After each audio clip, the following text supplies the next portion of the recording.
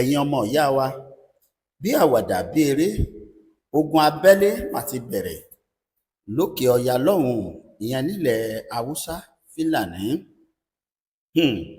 Láàrin àwọn ẹ̀yà méjì yìí, fúlàní àti haúsá, níbi tí àwọn haúsá ti bẹ̀rẹ̀ sí ní sun ilé fúlàní wípé wọn kì í ṣe ara wa.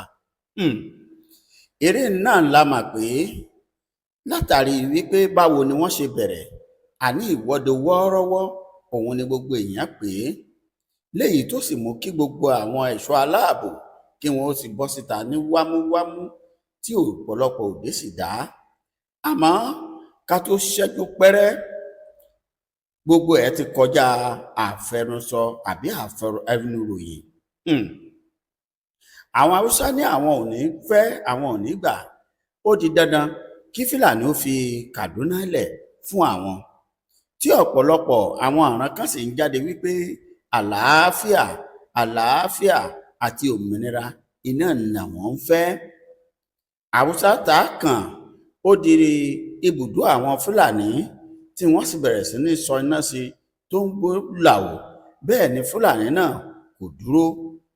Èyí ló mú kí ọ̀pọ̀lọpọ̀ tí ò níbì kan tá a lọ ju pé kó wá ibi ìsádi, olúkúlùkù bá bẹ̀rẹ̀ sí ní tú yáyá tú yàyà, wọ́n bẹ̀rẹ̀ sí ní sá àsálà fún ẹ̀mí ara wọn, pàápàá jùlọ àwọn ọ̀ràn Yorùbá tó ń bẹ láàrin wọn, nígbà tí àwọn ẹ̀ṣọ́ aláàbò tí wọ́n sì ń rìn káàkiri.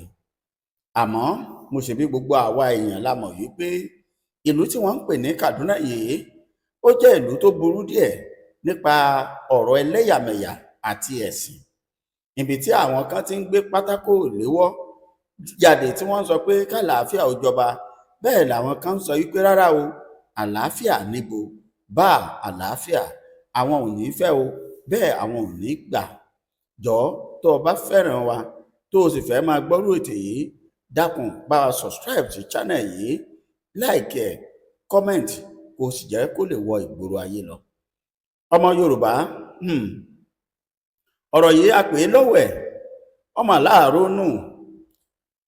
Olórí àwọn ọ̀pọ̀lọpọ̀ olórí ẹlẹ́sìn ni wọ́n ń tú jáde láti wá sọ èdè wọn sí wọn pé tó kí wọ́n ní sùúrù.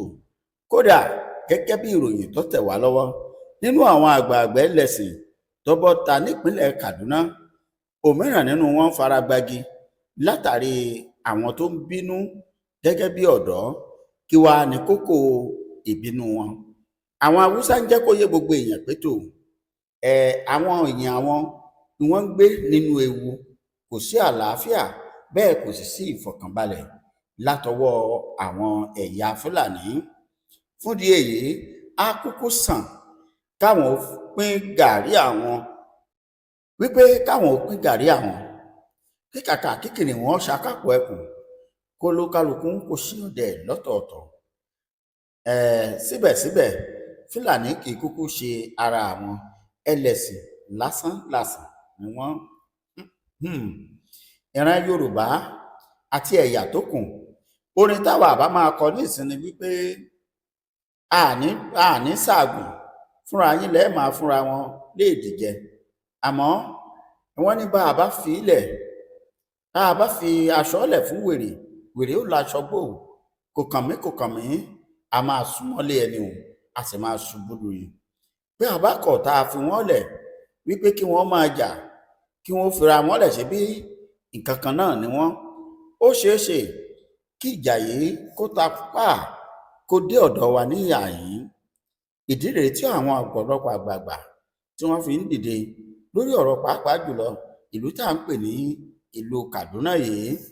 Ó jẹ́ ìlú tó jẹ́ ó sábà máa ń fa wàhálà jù lọ́pọ̀lọpọ̀ ìgbà.